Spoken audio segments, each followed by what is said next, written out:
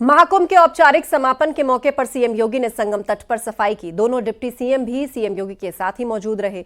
संगम तट पर सफाई करके मुख्यमंत्री योगी आदित्यनाथ ने स्वच्छता का संदेश दिया।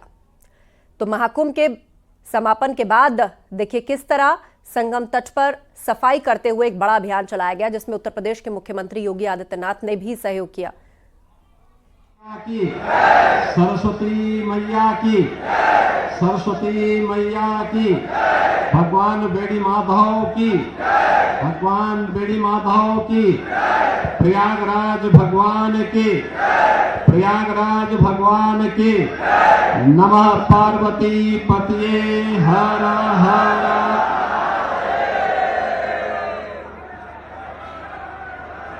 13 जनवरी से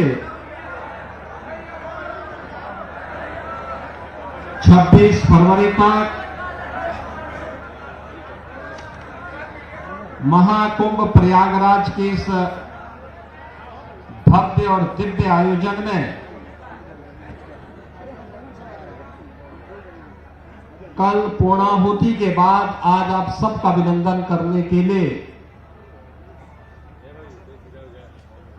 उत्तर प्रदेश सरकार के सभी वरिष्ठ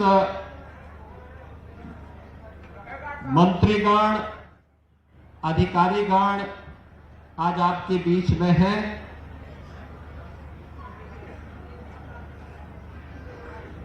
आज के इस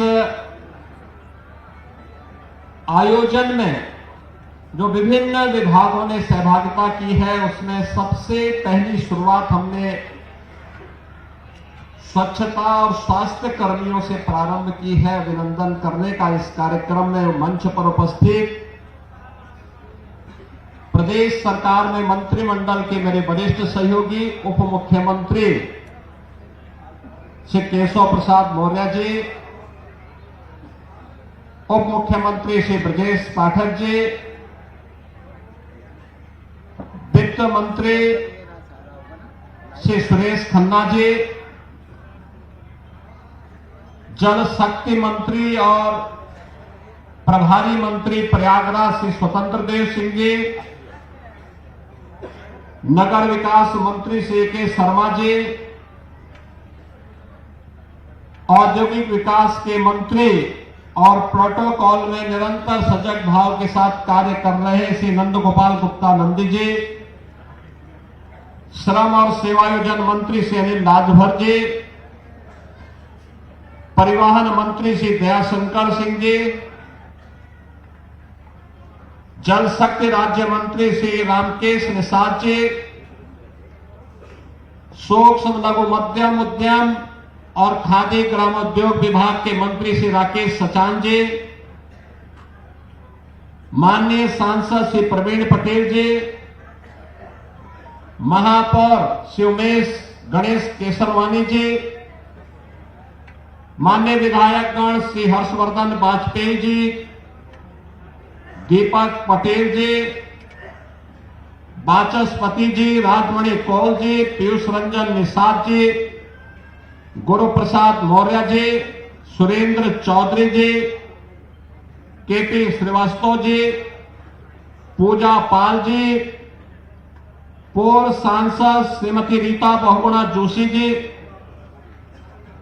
मुख्य सचिव मनोज कुमार सिंह जी, डीजीपी प्रशांत कुमार जी, सलाहकार श्री अवनीश कुमार अवस्थी जी, प्रमुख सचिव गृह संजय प्रसाद जी, प्रमुख सचिव नगर विकास समेत प्रदेश सरकार के हमारे सभी अधिकारीगण, प्रदेश के मेरे सभी महाकुंभ की योजना के न्यू स्वच्छता के इस महाअभियान के साथ जुड़े हुए स्वच्छता कर्मी और स्वास्थ्य कर्मी, उपस्थित बहनों और भाइयों, सचमुच एक भव्य और दिव्य कुंभ को आदरणीय प्रधानमंत्री जी की मंशा के अनुरूप एक वैश्विक घटना के रूप में परिवर्तित करने के लिए मैं इस पूरे अभियान के साथ जुड़े हुए सभी स्वच्छता कर्मियों को, स्वास्थ्य कर्मियों को, परिवहन विभाग के साथ साथ सुरक्षा और जल प्रवाह को निरंतर बनाए रखने के भव्य और दिव्य कुंभ को आदरणीय प्रधानमंत्री जी की मंशा के अनुरूप एक वैश्विक घटना के रूप में परिवर्तित करने के लिए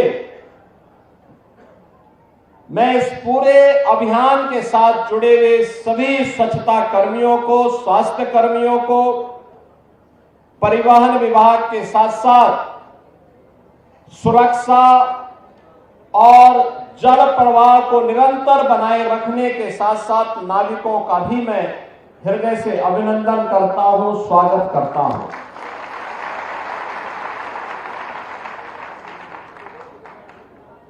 टीम भावना से जब कोई कार्य होता है तो उसके परिणाम ऐसे ही होते हैं जैसे प्रयागराज महाकुंभ कि आज हम सबके सामने है। नए भारत का नया उत्तर प्रदेश आस्था और आर्थिकी का एक नया आधार देकर के प्रयागराज मेला प्राधिकरण,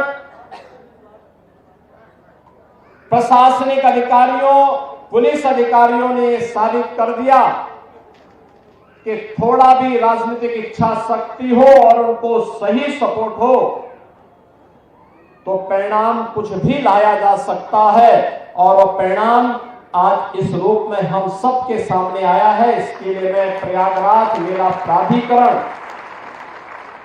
के अपने अधिकारियों को, प्रशासनिक अधिकारियों को, पुलिस के अधिकारियों को और विभिन्न विभागों के उन सभी अधिकारियों को भी हृदय से मैं उनका धन्यवाद करता हूं, अभिनंदन करता हूं। बहनों और भाइयों, शुरुआत में ही प्रधानमंत्री जी 13 दिसंबर को प्रयागराज महाकुंभ के इसका शुभारंभ करने के लिए यहां की परियोजनाओं का उद्घाटन करने के लिए आए थे। उससे पहले भी और उस दौरान भी उन्होंने बहुत सारा मार्गदर्शन दिया था। भारत सरकार के सभी अधिकारीगण और सभी मंत्रालय इस आयोजन को उत्तर प्रदेश सरकार के साथ मिलकर के सफलता की नई ऊंचाई तक पहुंचाने के लिए प्राण प्रण से जुटे थे। रेलवे है, सिविल एविएशन है, पैरामिलिट्री है, यानी हर विभाग ने अपने स्तर पर इस आयोजन में भरपूर सपोर्ट किया, सहयोग किया और इसमें आर्थिक रूप से भी सहयोग करते हुए प्रयागराज की कायाकल्प को करने के लिए सड़क परिवहन मंत्रालय ने भी जो योगदान किया, आज महाकुंभ के बहाने प्रयागराज सिटी एक आधुनिक सिटी और स्मार्ट सिटी के रूप में चमक रही है। मैं जब यहां पर आपका अभिनंदन कर रहा हूं तो मैं इसके लिए आज प्रयागराज वासियों का भी अभिनंदन करूंगा, जिन्होंने पिछले 2 महीनों के अंदर बिना किसी संकोच के इस पूरे आयोजन को अपने घर का आयोजन माना। मुझे मालूम है जिस सिटी में 20 से 25 लाख लोग रहते हैं, उस सिटी में अचानक 5 करोड़ 8 करोड़ लोग आ जाएंगे, क्या स्थिति होती होगी। जिस घर में 5 सदस्य रहते हैं, अचानक 10 लोग आ जाए तो हालत खराब होती है। और यहां तो 20-20 गुना लोग आ रहे थे सिटी में। लेकिन प्रयागराज वासियों ने पूरे धैर्य के साथ, हंसी खुशी के साथ कहा कि नहीं साहब, ये तो हमारा अपना आयोजन है। और प्रयागराज से ही प्रेरित होकर के पूरे प्रदेश में इतना बड़ा आयोजन, जिस मार्ग से तीर्थ यात्री और श्रद्धालु गए, पूज्य संत गए, उनके अभिनंदन के लिए, उनके अभिवादन के लिए, उनके स्वागत के लिए उत्तर प्रदेश वासी वहां पर उमड़ते हुए दिखाई देते थे। उनके स्वागत के लिए, उस धरती का धूल चूमने के लिए वह वहां पर उतावले से प्रतीक्षा करता था, उनका स्वागत करता था, आतिथ्य सत्कार करता था। यह उत्कृष्ट उदाहरण जो प्रस्तुत किया है उत्तर प्रदेश वासियों ने, मैं इसके लिए उत्तर प्रदेश वासियों को भी हृदय से अभिनंदन करता हूं, उनका स्वागत करता हूं। बहनों और भाइयों, महाकुंभ ने उत्तर प्रदेश के अंदर आध्यात्मिक टूरिज्म के कई सर्किट दे दिए। एक प्रयागराज से मां विंध्यवासिनी का धाम होते हुए काशी का, जैसे प्रयागराज में 13 जनवरी से 26 जनवरी तक पूरा समागम था, करोड़ों की संख्या में। कोई दिन ऐसा नहीं था जिस दिन मिनिमम 1.5 करोड़ श्रद्धालु न रहे हो, और ये संख्या 10 करोड़ तक पहुंची थी।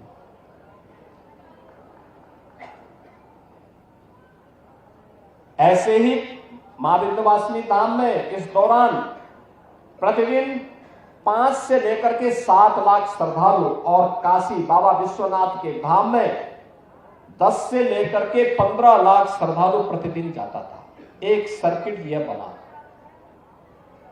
एक सर्किट बना अयोध्या धाम और गोरखपुर का। अयोध्या धाम में प्रतिदिन इस दौरान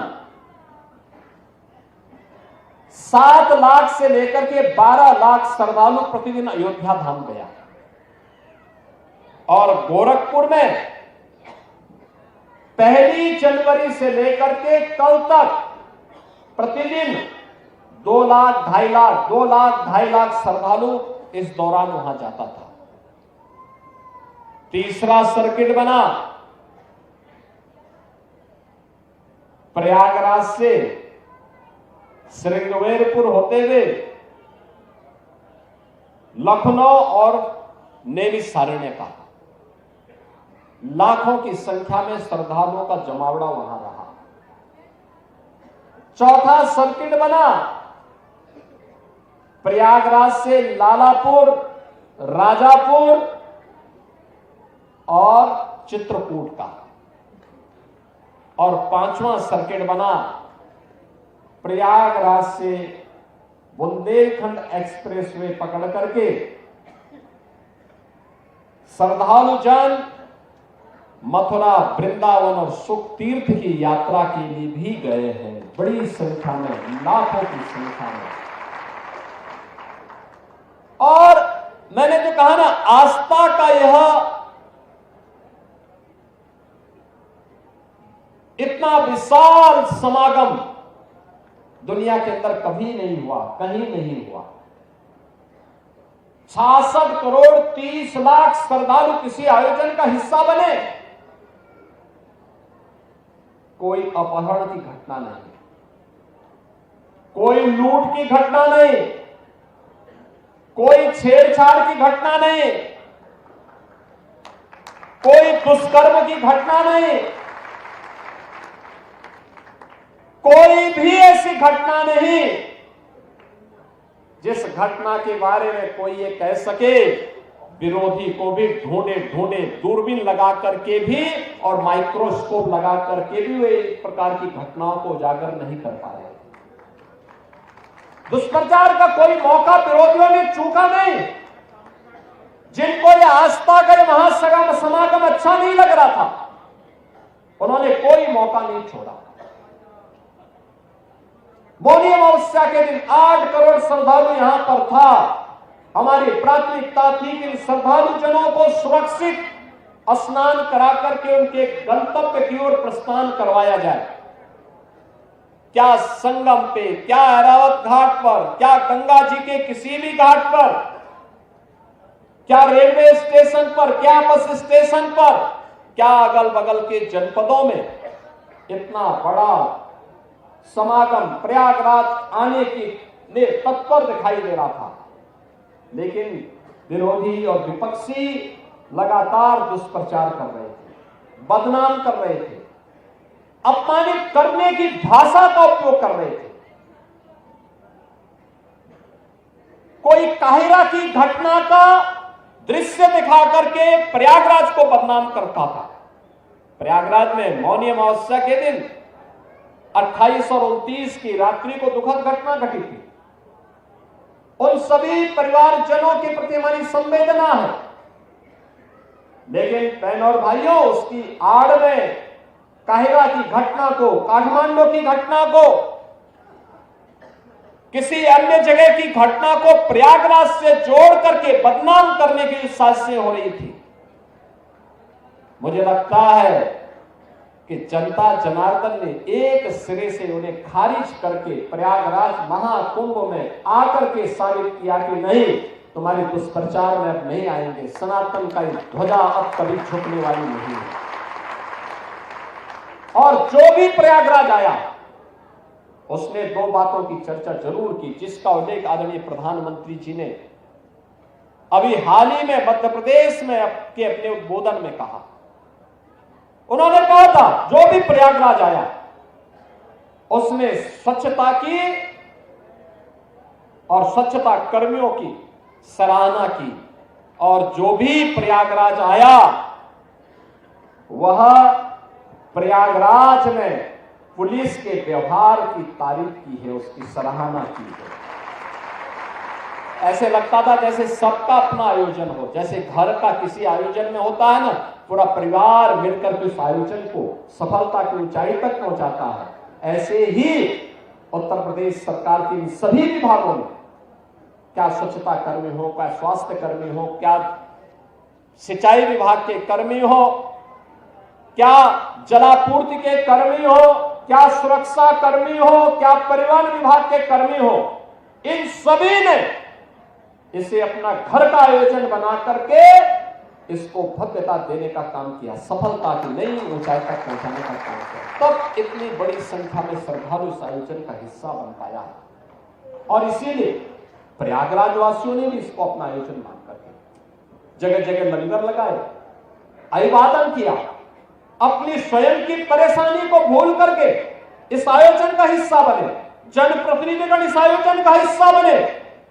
और आस्था और आर्थिकी का एक नया संदेश महाकुंभ प्रयागराज में दे दिया कि नहीं, आस्था है जिसके बारे में भगवान वेदव्यास ने 5000 साल पहले कहा था। उन्होंने कहा था उस समय भगवान वेदव्यास 5000 साल पहले एक ऐसे महर्षि हुए थे, त्रिकालदर्शी ऋषि हुए थे, जिन्होंने भारत के वैदिक ज्ञान की परंपरा को लिपिबद्ध करके आने वाली पीढ़ी को दिया था, एक संगीतावत करने का काम किया था।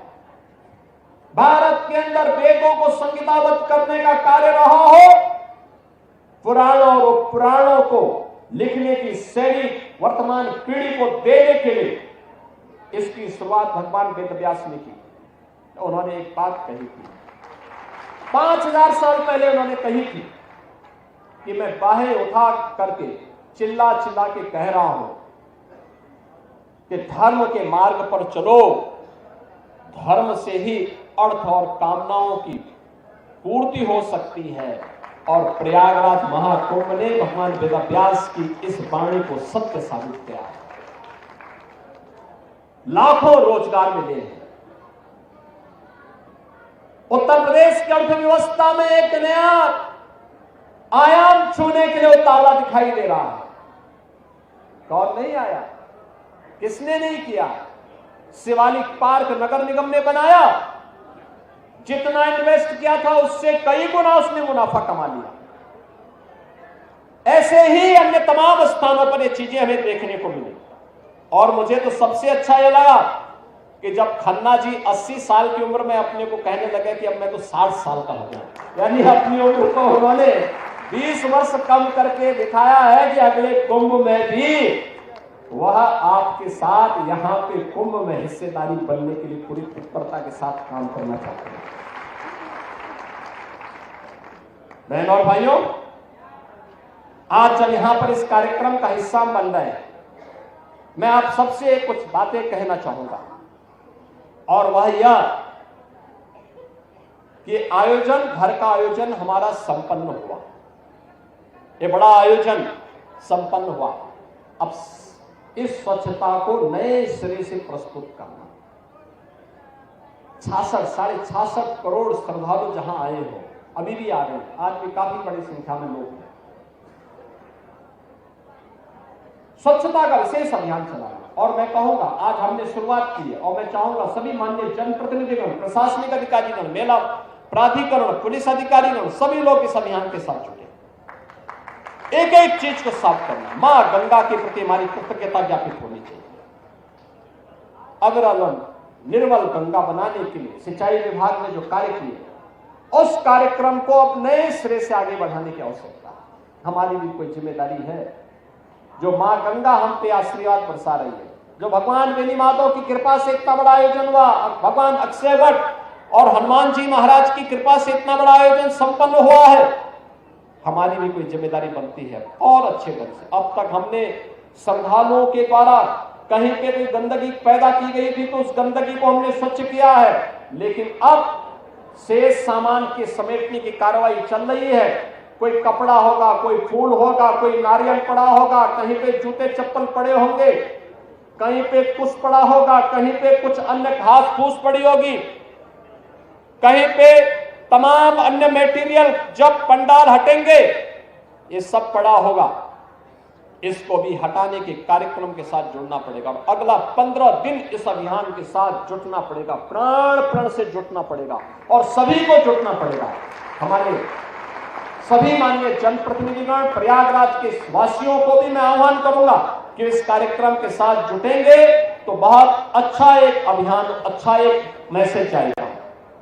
दूसरा, हमें सदैव सचेत रहना पड़ेगा। आज के इस अवसर पर जब हम लोग यहां पर आए हैं तो मैं आप सबसे दो बातें जरूर कहूंगा। प्रयागराज कुंभ में आपके द्वारा किए गए प्रयास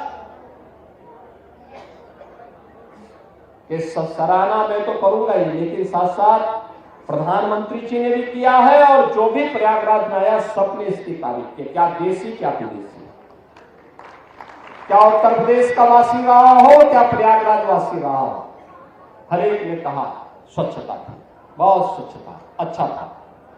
मैं देखता था क्योंकि प्रयागराज के सभी जो 2700 सीसीटीवी कैमरे हमने मेले के अंदर और मेले की व्यवस्था की मॉनिटरिंग के लिए लगाए थे।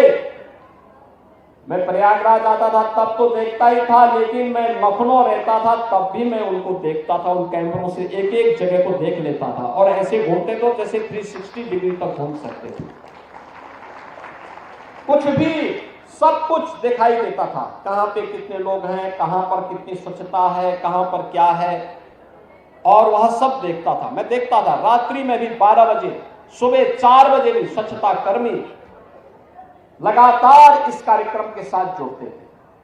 अभिनंदनीय है, आपका कार्य सचमुच अभिनंदनीय है और इसलिए हमने कहा कि आज का भोज तो प्रारंभ हम स्वच्छता कर्मियों के साथ से शुरू करेंगे। लेकिन साथ साथ मैं आपको इस बात के लिए भी आश्वस्त करने के लिए आया हूं। एक सरकार ने तय किया है, प्रयागराज महाकुंभ के साथ जुड़े हुए जो भी स्वच्छता कर्मी थे, स्वास्थ्य कर्मी थे, इन सबको हम लोग एक अतिरिक्त बोनस देंगे 10,000 रुपए का। इस मेले के दौरान इन्होंने जो कार्य किया है। दूसरा, हम लोग अभी एक व्यवस्था करने जा रहे हैं। अब तक जो स्वच्छता कर्मी कार्य करते थे, महीने भर कार्य करते थे, 8,000, 9,000, 10,000, 11,000 रुपए तक मात्र पाते थे। अब हम लोग आगे अप्रैल से हमारा एक कॉर्पोरेशन बनने जा रहा है, जिसके माध्यम से हम व्यवस्था करने जा रहे हैं कि जो भी स्वच्छता कर्मी अब काम करेगा, कम से कम उसको 16,000 रुपए हर महीने उसके खाते में हम लोग देने का काम करेंगे।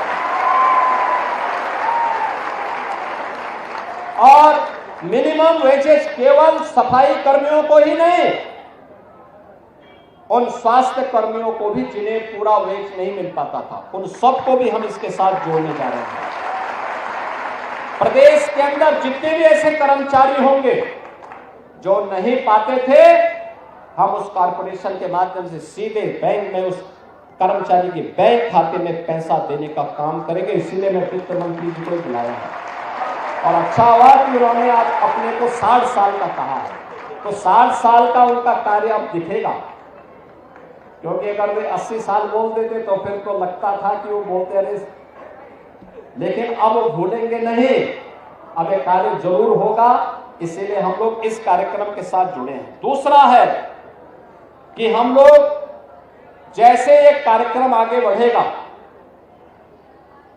हर उस कर्मचारी को, वह स्वच्छता कर्मी हो, स्वास्थ्य कर्मी हो या अन्य कोई भी कर्मचारी, उसको हम आयुष्मान भारत की 5 लाख रुपए की या मुख्यमंत्री जन आरोग्य योजना की 5 लाख की योजना के साथ जोड़ेंगे, जिसके फ्री में 5 लाख रुपए तक की स्वास्थ्य बीमा उसे प्राप्त हो सके। और ये जो पैसा आपको मिलेगा ये सीधे आपके पास जाएगा। ये बोनस जो घोषणा हो रही है ये भी आपके पास जाएगा और आने वाले समय में भी ये व्यवस्था आपको मिलेगी। बस जिस तन्मयता के साथ आपने कार्य किया है, इसको इसी तन्मयता के साथ लगने की आवश्यकता है। और अर्थव्यवस्था के बारे में तो कहना ही क्या है, दुनिया बहुचक है, आश्चर्यचकित है कि प्रधानमंत्री मोदी जी का मार्गदर्शन भारत को दुनिया की 5वीं बड़ी अर्थव्यवस्था बनाया है, और ये उन्हीं का मार्गदर्शन है। ये पहले भी संभावना थी, पहले के लोगों ने भारत की आस्था को सम्मान नहीं दिया, पहले की सरकारों ने भारत की आस्था को महत्व नहीं दिया। क्या प्रयागराज, क्या काशी, क्या अयोध्या, क्या मथुरा वृंदावन, क्या चित्रकूट, क्या गोरखपुर, क्या नैमिषारण्य, क्या सुखतीर्थ, क्या मां विंध्यवासिनी का धाम, हर ओर आज जो एक नई आस्था के साथ साथ अर्थव्यवस्था का आधार बना है, ये अद्भुत है। दुनिया अचंभित है, लालायित है, और केवल भारत ही नहीं, बहनों और भाइयों, दुनिया के अंदर के 1 दर्जन देशों के तो मंत्री या राष्ट्राध्यक्ष भी इस आयोजन का हिस्सा बने और 74 देशों के एम्बेसडर और हाई कमिश्नर भी आयोजन का हिस्सा बने। यानी पहली बार 80 से अधिक देशों के लोग इस आयोजन में भागीदार बनकर के जो आया अभिभूत होकर के गया। 66 करोड़ 30 लाख की आबादी दुनिया के अंदर भारत और चीन के अलावा किसी अन्य देश के पास नहीं। चीन में लोकतंत्र नहीं, इसलिए सच्चाई सामने नहीं आती। भारत अकेला दुनिया का लोकतंत्र है जहां हर प्रकार की धार्मिक स्वतंत्रता का अधिकार है, अभिव्यक्ति की स्वतंत्रता का अधिकार भी है। और बहनों और भाइयों, आपको आज सम्मानित करते हुए और आपके साथ सहभोज में हिस्सा बनते हुए मेरा पूरा मंत्रिमंडल अभिभूत है और प्रधानमंत्री मोदी जी के प्रति आभार व्यक्त कर रहा है कि उन्होंने दुनिया को एक नई राह दिखाई है कि आध्यात्मिक टूरिज्म भी अर्थव्यवस्था का एक मजबूत आधार बन सकता है। वह ये जो विजन है ये प्रधानमंत्री मोदी जी का विजन है और उन्हीं के विजन को हमने जमीनी धरातल पर उतार करके उत्तर प्रदेश के अंदर महाकुंभ के भव्य और दिव्य आयोजन को आगे बढ़ाने का काम किया है।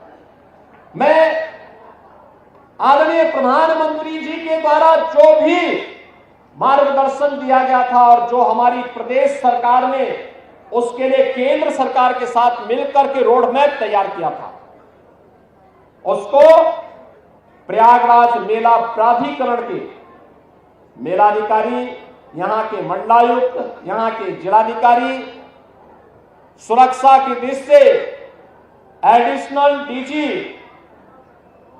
सीपी, डीआईजी मेला एसएसपी मेला और अन्य तमाम विभागों ने लखनऊ से समय समय पे आकर के चीफ सेक्रेटरी, डीजीपी, प्रमुख सचिव गृह, प्रमुख सचिव नगर विकास, प्रमुख सचिव सिंचाई, प्रमुख सचिव नमामि गंगे, प्रमुख सचिव स्वास्थ्य या जिस भी विभाग के प्रमुख सचिव से एमएसएमई, जिनसे भी कहा गया, मैं रात्रि को 10 बजे कहता था, सुबह में जानकारी लेता था कि वे क्या आगे उनसे क्या पूछा जाए, तब तक पता लगता था सुबह 6 बजे मुझे रिपोर्ट मिलती थी कि फलाने प्रमुख सचिव प्रयागराज पहुंच गए। प्रमुख सचिव नगर विकास, चेयरमैन पावर कारपोरेशन, वो यहां मंडलायुक्त भी थे। 2019 के महाकुंभ के प्रयागराज कुंभ के आयोजन को उनकी यहां पर जब ये मंडलायुक्त थे उस दौरान वह आयोजन हुआ था। और उस दौरान इस बार भी समय समय पर एडीजी कानून व्यवस्था श्री अमिताभ यस को और chairman power corporation Shri Ashish Goyal को हम लोग समय समय पे भेजते थे और आयोजन मुख्य स्नान के दौरान भेजते थे कि वे जाएं, एक बार वहां पर देखें। और हर प्रकार के उन सभी एडिशनल डीजीज को जिन्होंने यातायात की व्यवस्था को बनाने में भी अपना योगदान किया, अलग अलग रूट पर अलग अलग सीनियर अधिकारी। आप सोचिए, एडिशनल डीजी स्तर का अधिकारी जनता जनार्दन की सेवा के लिए सड़कों पर यातायात की व्यवस्था बनाने के लिए अपना योगदान दे रहा है। ऐसे जैसे अपना आयोजन है। बहनों भाइयों, यह विभूत करने वाला क्षण है। किसी ने यह नहीं कहा कि साहब मैं तो एडिशनल डीजी हूं या प्रमुख सचिव हूं, मैं यहीं से मॉनिटर करूंगा। नहीं, आवश्यकता पड़ी तो सड़क पर भी ट्रैफिक की व्यवस्था को ठीक करने के लिए उतर आया। मुझे याद है मौनी अमावस्या के दिन लगभग 2 लाख बसेज को हम लोगों ने प्रयागराज के अगल बगल जनपदों में खड़ा किया था, होल्डिंग एरिया बना करके, क्योंकि 8 करोड़ श्रद्धालु प्रयागराज में था। कठिन था उन्हें संभालना। और मैं देख रहा था वहां के अधिकारियों ने जिस प्राण प्रण से जुट करके, वहां की जनता जनार्दन ने जिस प्राण प्रण से जुट करके आतिथ्य सत्कार का उत्कृष्ट उदाहरण प्रस्तुत किया, अभिनंदनीय है।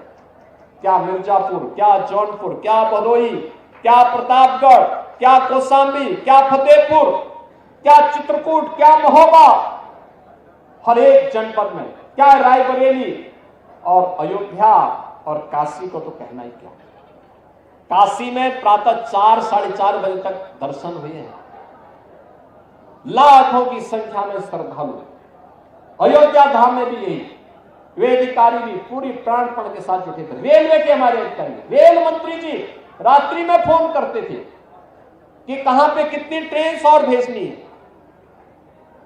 सिविल एविएशन विभाग, आदरणीय गृह मंत्री जी, आदरणीय प्रधानमंत्री जी और सभी भारत सरकार के मंत्रियों ने भी समय समय पर जो भी सहयोग की अपेक्षा की गई, भरपूर सहयोग करके अपना आयोजन बनाया, जिसका परिणाम था कि आज हम सब यहां पर इस खुशी के मौके पर यहां पर उपस्थित हुए हैं।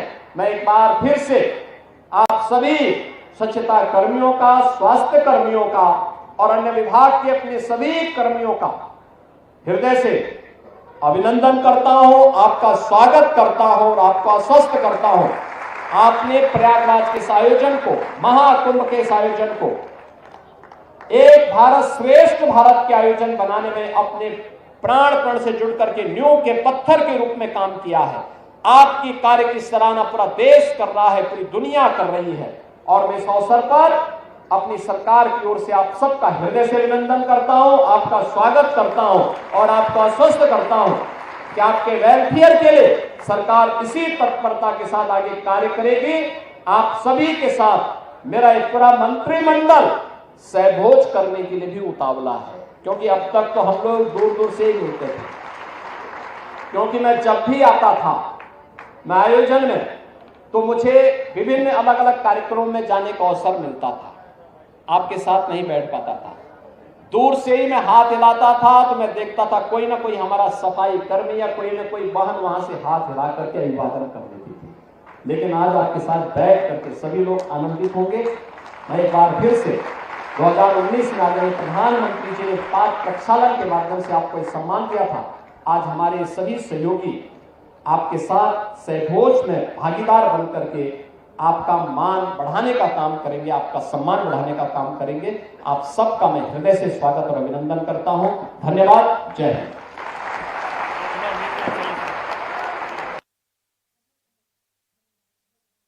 समापन के बाद उन सभी का धन्यवाद करते हुए मुख्यमंत्री योगी आदित्यनाथ दिखाई दिए जिन्होंने अपना पूरा सहयोग इस महाकुंभ को दिया और महाकुंभ को भव्य और दिव्य बनाया।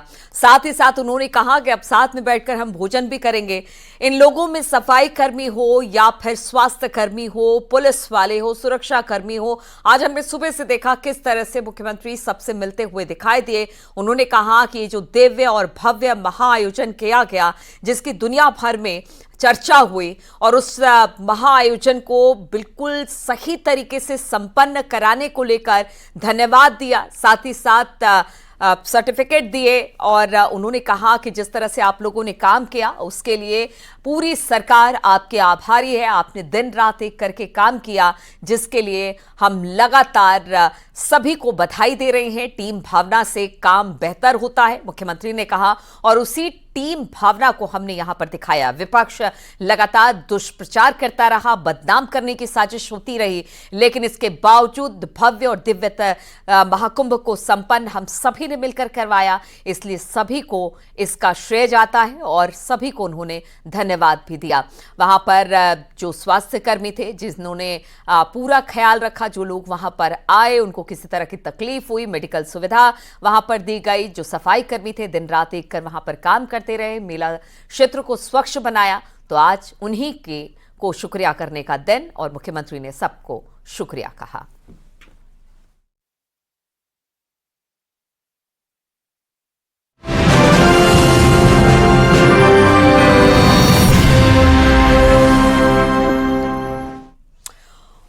और अब उत्तराखंड की खबरें देख लेते हैं। देहरादून में पंचायती राज विभाग के कार्यक्रम में एक बार फिर सीएम धामी ने इशारों में कैबिनेट मंत्री प्रेमचंद अग्रवाल को नसीहत देते हुए कहा कि सभी मंत्रियों और विधायकों को सख्त संदेश दिया कि आज के बाद से भड़काऊ बयानों को गंभीरता से उन्होंने लिया जाएगा। उन्होंने कहा कि उत्तराखंड की एकता से खिलवाड़ नहीं करने दिया जाएगा। एकता से खिलवाड़ करने वालों पर सख्ती से कार्रवाई होगी।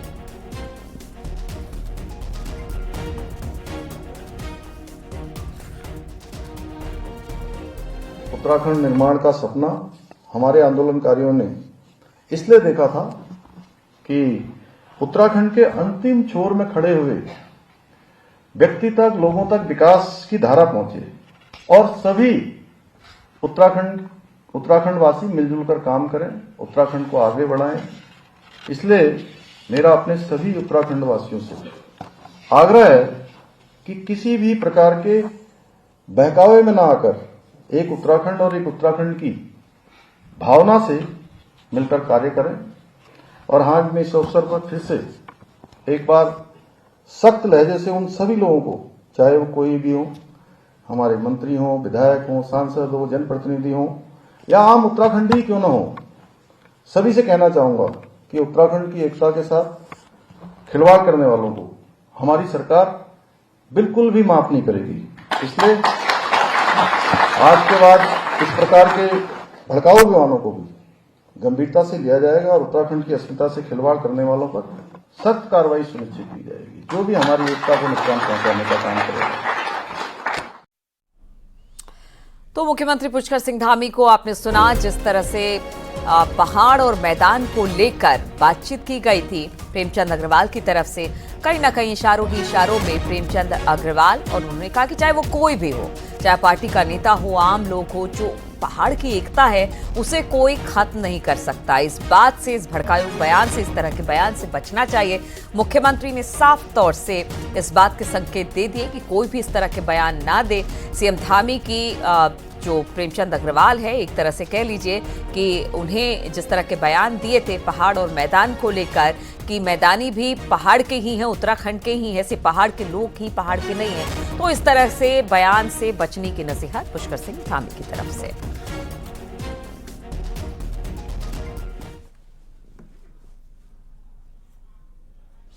और बीजेपी प्रदेश अध्यक्ष महेंद्र भट्ट ने पहाड़ मैदान के मुद्दे पर एक बार फिर कांग्रेस को चेतावनी दी और वो समाज में माहौल खराब करने का प्रयास ना करे। उन्होंने कहा कि मंत्री प्रेमचंद अग्रवाल अपने बयान के लिए सार्वजनिक माफी मांग चुके हैं। खुद मैंने भी मंत्री की क्लास ली थी, जिसके बावजूद कांग्रेस पहाड़ मैदान के बीच खाई पैदा करने की कोशिश कर रही है, उसका खामियाजा कांग्रेस को भुगतना होगा। मैं डांट लगाई अपने मंत्री की, तो क्या मैं फिर कह रहा था इतना नैतिक बल कांग्रेस के अध्यक्ष पे है कि आज भी जो पहाड़ मैदान की जो वहां पर चर्चा कर रहे हैं उनको बुलाकर चर्चा करे, उन पर कार्रवाई करे, कम से कम डांट डपट तो करे। क्या मैसेज देना चाहते हो यार राज्य के अंदर? मुख्य विपक्षी दल है।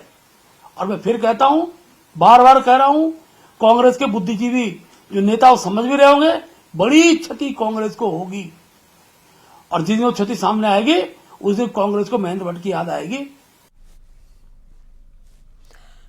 तो पहाड़ मैदान की बयानबाजी थमने का नाम नहीं ले रही है। सियासत चमकाने के लिए कई नेता उछल कर बयान दे रहे हैं, तो कई नेता के पुराने बयानों को खोद कर निकाला जा रहा है। ऐसे में एक बयान के लिए अब मंत्री सुबोध उनियाल भी ट्रोल हो रहे हैं।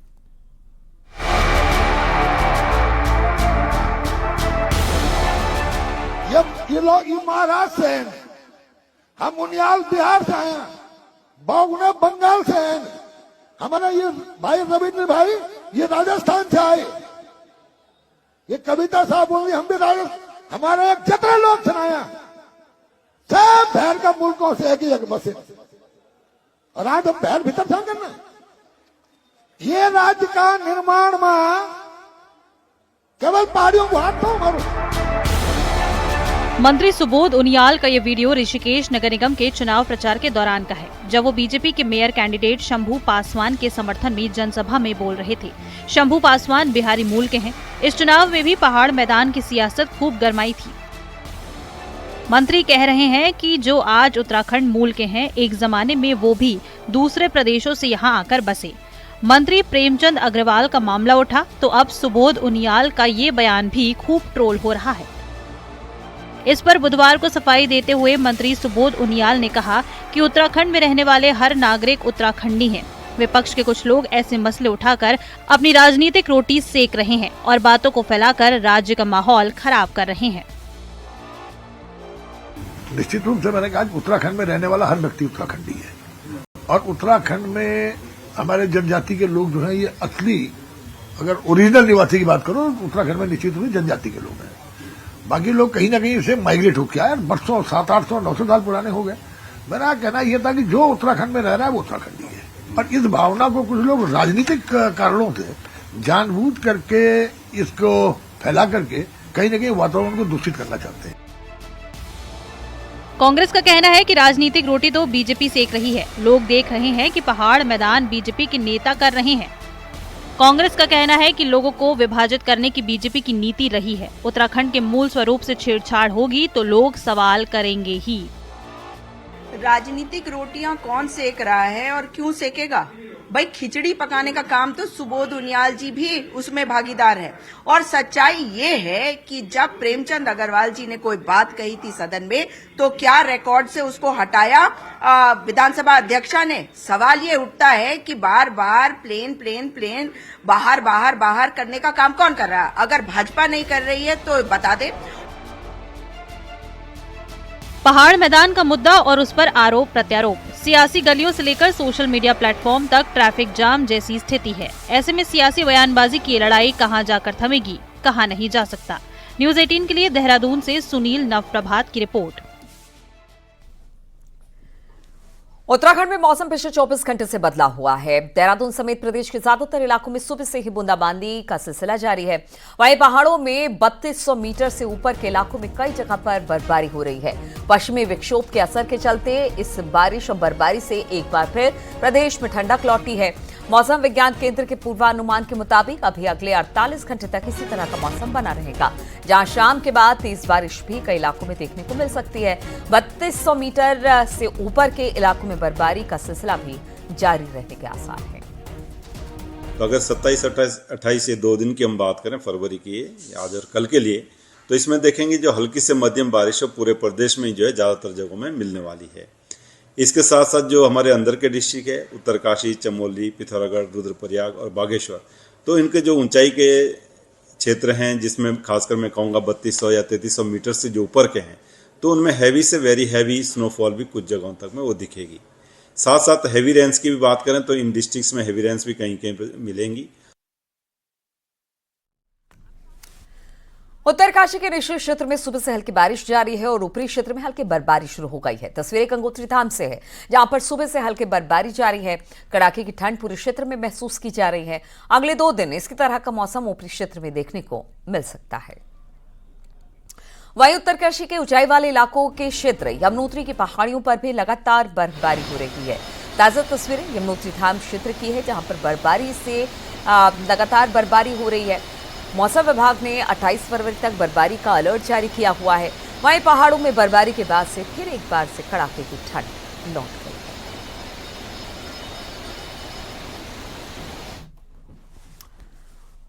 और वहीं चमोली में लगातार मौसम बदल रहा है। मौसम बदलने के साथ ऊंचाई वाले इलाकों में बारिश और बर्फबारी जारी है। देर रात से चमोली की ऊंचाई वाले इलाकों में रुक रुक कर बारिश हो रही है। वहीं बद्रीनाथ धाम, हेमकुंड साहिब, फूलों की घाटी सहित विश्व प्रसिद्ध पर्यटक स्थल औली के ऊपरी इलाकों में जमकर बर्फबारी हुई है।